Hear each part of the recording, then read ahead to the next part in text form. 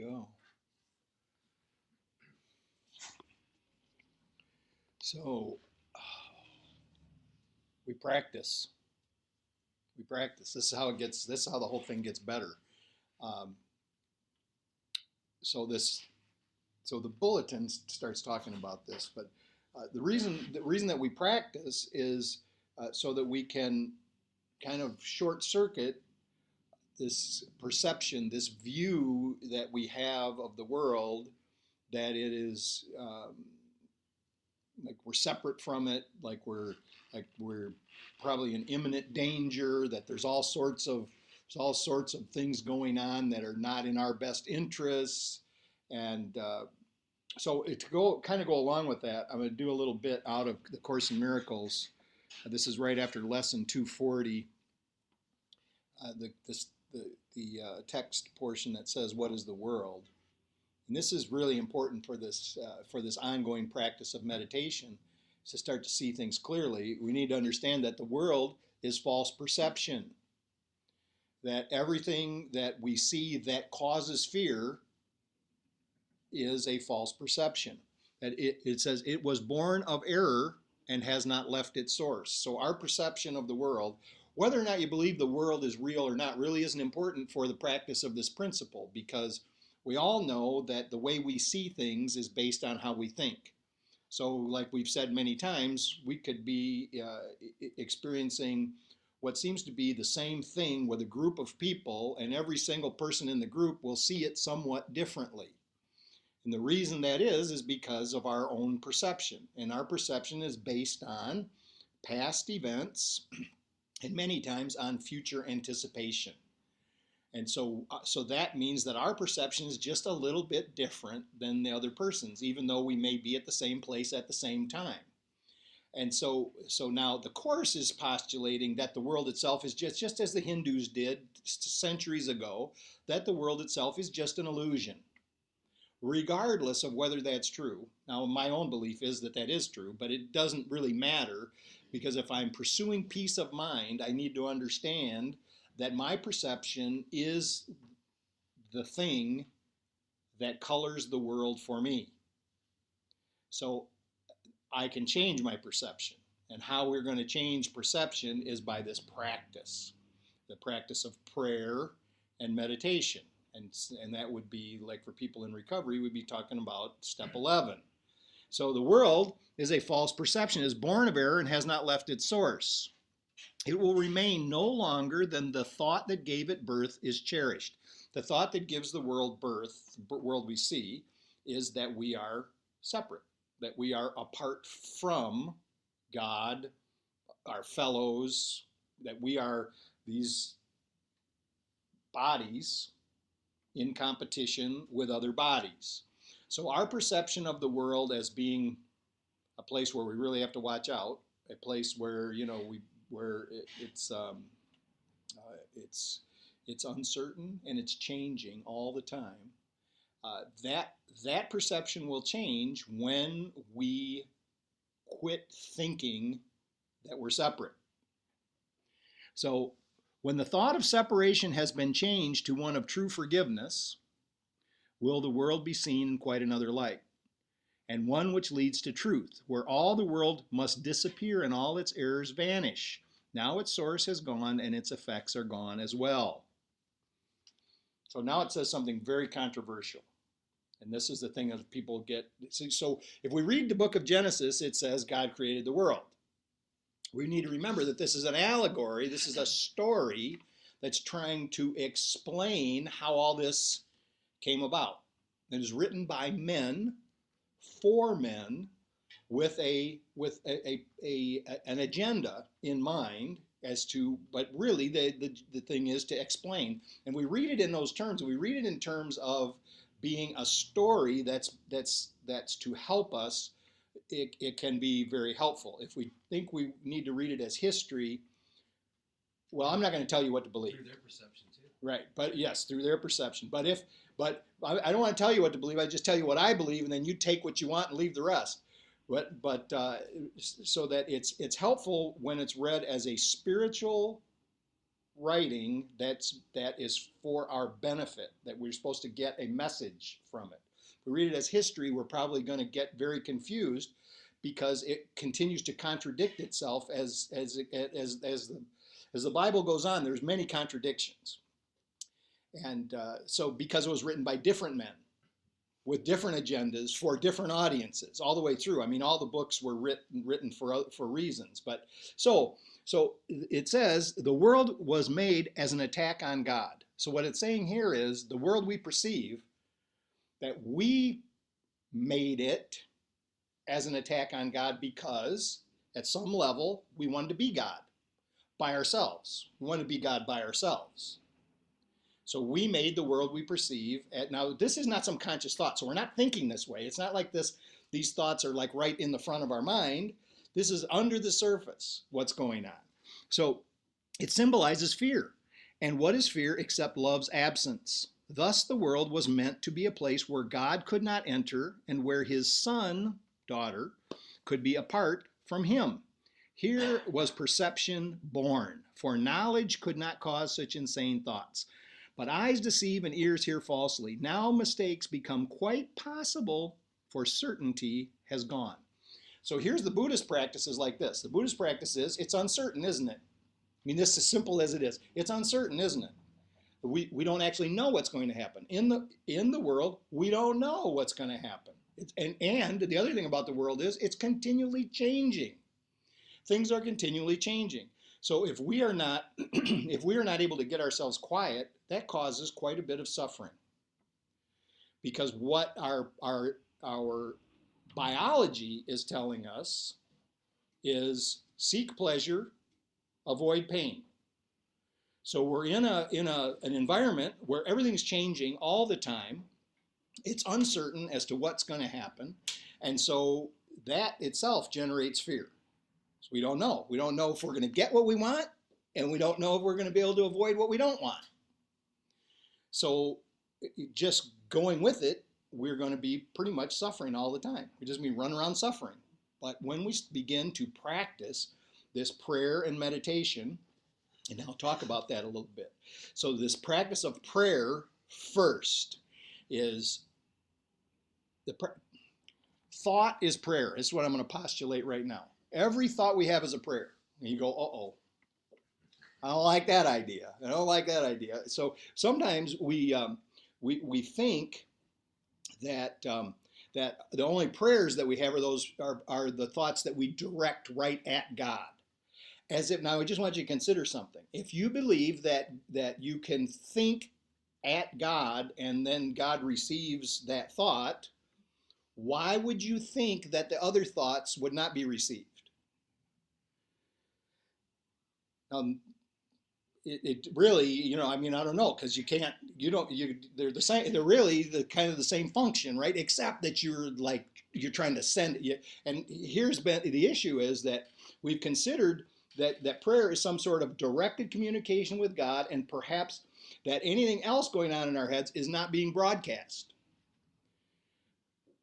So now if you think that's, and I don't exactly think that's how it works anyway, but if you did think that that's what you were doing, is broadcasting a plea to God to fix something, to give you something, to alleviate some kind of a problem, then you need to understand that all your thoughts are also being broadcast, right? So, and if we believe the idea that minds are joined, they are. They're not just being broadcast to God, they're being broadcast to everyone else, which is actually part of the same thing.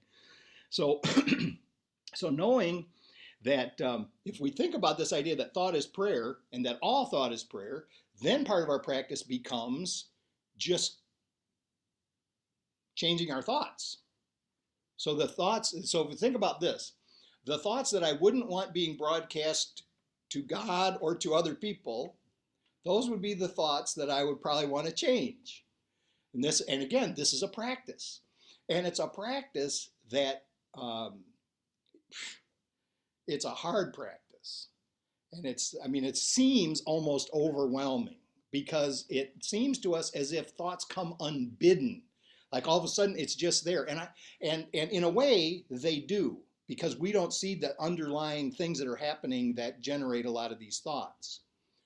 But with practice, we can begin to change the thoughts. Oh, and the other thing I want to say is God's not mad at you for those crazy thoughts that you're broadcasting. I just want to make sure that's understood. God's not mad at you, never was, everything's okay. But those thoughts that we believe we wouldn't want broadcast to others or to God, those are the thoughts that are actually causing us suffering. So really, it's in our interest. Well, we might think that those thoughts, if we were broadcasting them, that we'd be embarrassed if other people actually were receiving them. So knowing that this is all going on, we might want to pay attention to the quality of our thoughts. When we find ourselves caught up in negative or undesirable thought, we make an attempt to change it. You just say no, and it's really kind of a simple process. You say, I don't want that thought. That's not the thought I want.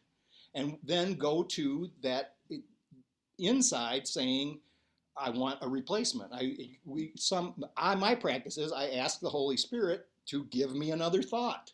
Give me a more appropriate thought. Give me a thought that heals that thought.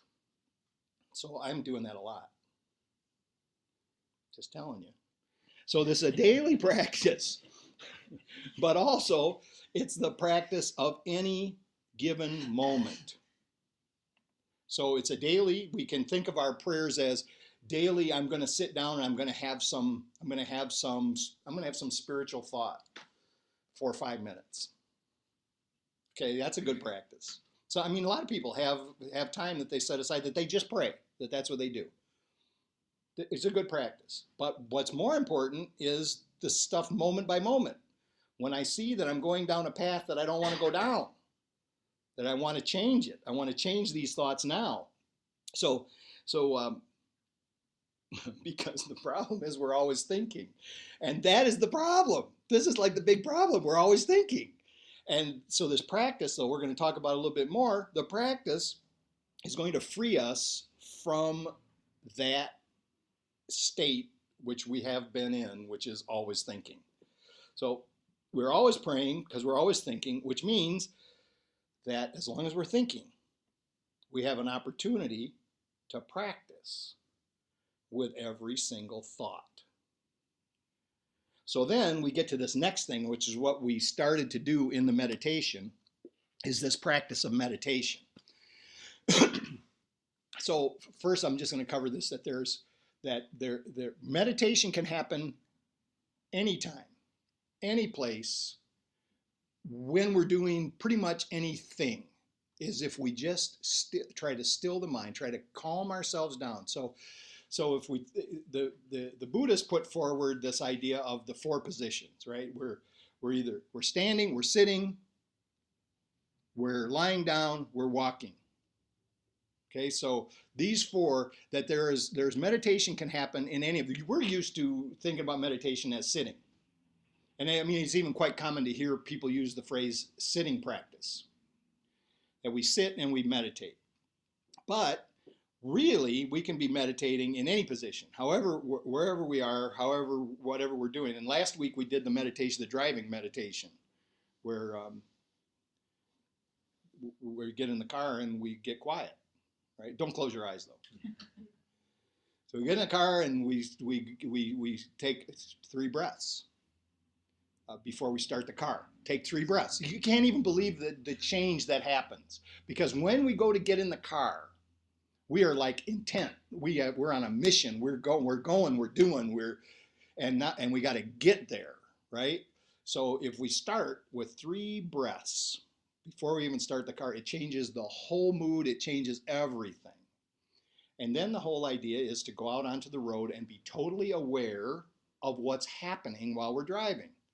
Just really simple. Just be aware of what's going on, except you find out it's not simple. You'll realize, even though you started the driving meditation, that you've been driving for 10 minutes and don't even know what happened in the last 10 minutes. You've been instead of being mindful, you've been mindless. And I mean, I've had it happen where I've driven an hour and then can't even remember that whole space of time because I've been lost in a reverie or some fantasy of some kind. So, I hope I'm not sharing with anybody else. But to bring ourselves back to watch everything that's going on. So we watch what's going on in front of us. We watch the mirrors beside. We watch the mirror behind. And we become aware of the flow of traffic.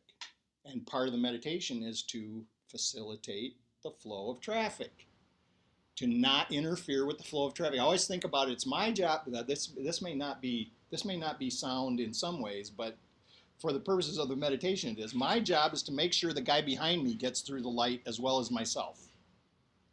Think about that for a minute. My job is not to inhibit the flow of traffic.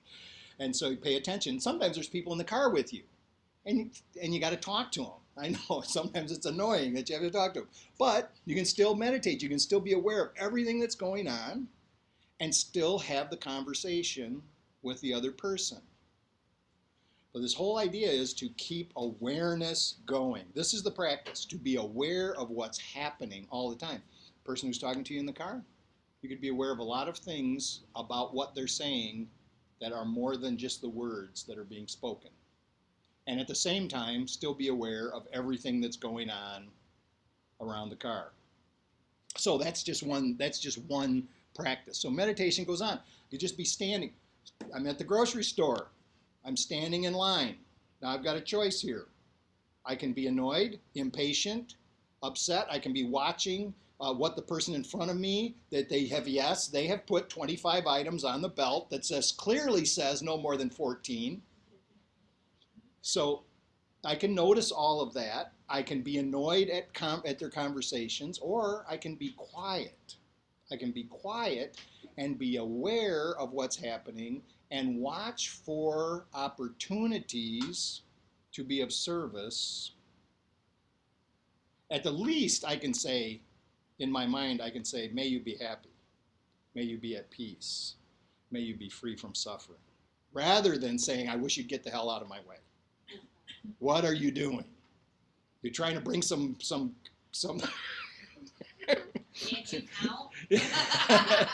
So, okay. So then lying down. I do a meditation when I first wake up in the morning, where I go through all 12 steps. I have these affirmations that I say for all 12 steps before I ever get out of bed. And I never go back to sleep while I'm doing it. So I'm saying that you can lie down and meditate without sleeping. You may think you can't, but you can.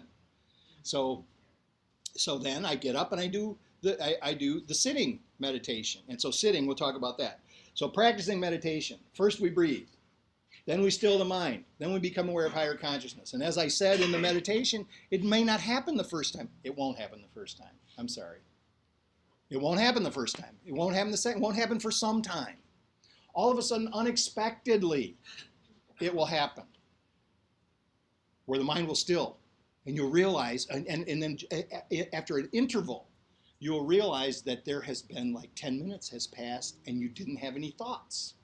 But the whole time you were aware, you felt connected, you felt like everything was okay, there was no problems in the world. The sense of it is that everything is good when you're in that space. And that is the connection to that higher consciousness. It'll just happen with practice. It will not happen by wanting it to happen. By wanting it to happen, it will not happen. By being upset that it's not happening, it will not happen. So we just keep practicing. And that whole practice is get quiet. Go back to the breath.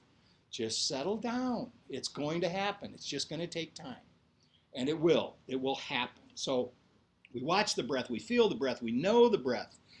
And so many times, like I suggest this. If you're going to start the practice, set the timer on your phone for 5 minutes. Just start with 5 minutes. And it's okay if you look at the timer and say, it's got to be longer than 5 minutes. So I've been sitting here at least 10 minutes, and you'll just look and say 3 minutes, right? So it's okay. Again, we don't get upset because we looked at the timer. Just let it go. And then every day add a minute. Just add a minute to the timer every day until you get to 30 minutes. Now, some people want to go 60, but when you get to 30 minutes is good. That is a good practice to be able to sit for 30 minutes. And don't worry about anything but the breath. Thoughts come to mind. What Jack Kornfield says is, a thought will come to mind. Don't worry about it. They are our friends. So we treat them, these thoughts, and what Rumi says is we're like a boarding house, that all these guests keep coming in and out. And so these thoughts are like boarding houses. Or our mind is like a boarding house, and the thoughts are like the guests. So we treat them kindly, and we let them go on their way. Just we don't need to get upset about it. And what will happen after time is we will actually be able to be quiet. And the only way it will happen, there is no other way that it will happen unless we practice. And the reason that we do it is not to be known as spiritual people. It's not to be all, to get to some holy status. It's to be at peace.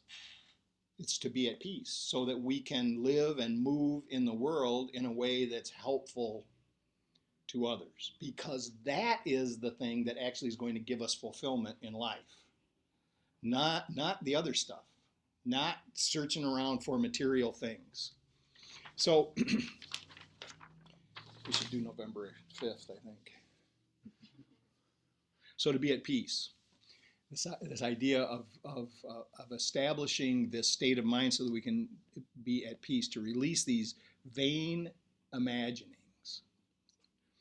Let go of fearful judgments and embrace peace, to form mental pictures of an ideal world. This is when we begin to get good at this meditation. We can decide what we build in our minds. When we build things in our minds, then they start to appear in the world. So now, if we believe literally what the Course says or what the Hindus said, that it's all an illusion, we say, well, why? Why are we even concerned about that? Why am I concerned about building good pictures in my mind so they show up in the world? It's because it's more pleasant. I mean, which would you rather have? Since you're here now anyway, which would you rather have? Would you rather see the world as a loving place or a fearful place? There's another reason. It's because until we see the world as a loving place, until we can extend love and receive love from everything that we see in the world, the illusion will never go away. So the practice leads us to a place where we can see what the Course says is we see the real world, which instead of war, we see a paradise. When we see it, it's real for us. And that's the process, that we have to get to the place where we can see in the world. And here's really simply, I'll just go through a few things. That we see our brothers as ourselves. We see our sisters as ourselves. We see, and we know that we don't see them as ourselves in a negative way. So yeah, they're rotten just like me. No. We see that they are good, and we see what many disciplines have said. We see the face of Christ in them. Or as when I would go to the Thai restaurant, and when people come in from the community that the owners are part of, you see them bow to each other. And what they're doing is they are observing the Buddha nature in their friend who just came in. And so this is what we're doing. We're seeing the face of Christ in this person that's in front of us. We're seeing the Buddha nature in this person. And it can't happen unless we actually have observed it in ourselves. So it's this reciprocal thing, but it's actually not, it doesn't go in sequence. It's a simultaneous thing. There's a receiving and a giving that happens at the same time and then returns. It's like this flow, but you can't be thinking about it as I'm going to give so I get. It just all happens together. It all flows together. So the second thing that in order to see the world as a place of peace and love is to start to establish the idea in mind that all of life is loving us. And what I mean by that is every living thing, and to think about all the living things as symbols in a way for God. And that everything that lives is extending love to us right now. So when we go for a walk in the forest, we get that idea. And you can do a physical exercise with this, realizing that as you breathe in the oxygen from the green and growing things, that you are breathing out the carbon dioxide that they are in turn taking in and turning around and giving you back oxygen. So this is just like a simple visualization that you can do. It actually helps when you're riding the bike real hard through the trail too, to get that focus. But so this is the idea. The idea is that life is loving us, and we are loving life. So when we begin to establish this, it's what happens is we stop being afraid when we go places, because we're starting to get the idea. The Course actually says the trees are actually bowing down to you right now. So once this starts to happen, once this process starts to happen, the fears begin to diminish, and we start to stay in this peaceful place. One of the things we were talking about last week was this idea that at any moment we have the availability of heaven. So at any moment we could actually not go to heaven when we die, go to heaven right now. But the problem is the ego stops it. The ego stops it. The ego says, no, I'm not ready for that, because the ego thinks going to heaven means dying. So the ego says, no, I'm not going to release myself. You can put all kinds of self dash, whatever you want to put in after self. I'm not going to release my self-obsession. I'm not going to release my self-centeredness. I'm not going to release my whatever, right? And then what the ego does is it promises us one more thing in the world. It's like says, no, we got this to do, we got that to do, right? So, and the ego will always do that. So again, here is where when we have an intention to do something, the ego has the opportunity to actually fight it in a way. So nothing wrong with having the intention. We want to have the intention of actually returning to oneness. This is important to have the intention. However, when we sit in meditation, when we get quiet as we're out in the world, and we get the idea that we want to just step out of it. We just want to step out of the world and step right into heaven, which is the unity of all life. We want to just step into it. The ego will stop us if it gets a chance. So we have to trick it. I'm still trying to figure it out. I'm still trying to figure out actually what the trick is. Because I have had this happen to me many times doing the practice in the Course, where the lesson itself will say, this is the opportunity right now. You can do it right now. And I've gotten myself right to the place where I think I could have turned sideways and disappeared. You know what I mean? And then something stops me. Well, it's, the ego stops me. The identity as a body stops me. But I think that through continued practice, that there's a way that you could just kind of sidestep that whole thing. This is what's going to happen, though. I'm just going to tell you. I'm going to figure it out, and when I figure it out, I'm just going to be gone, so I won't be able to tell you what the secret is. So then what that means is that each and every one of us has to find that secret for ourselves. That's how it's going to happen. And the only way to do that is to practice. That's all. Thank you.